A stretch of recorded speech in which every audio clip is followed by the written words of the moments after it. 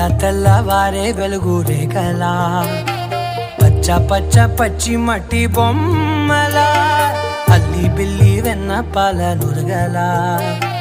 అచ్చ తెలుగు ఇంటి పూల కొమ్మలా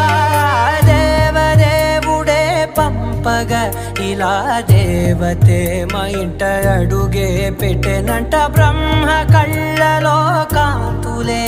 మా అమ్మలా మా కోసం మళ్ళీ లాలి పాడేనంట.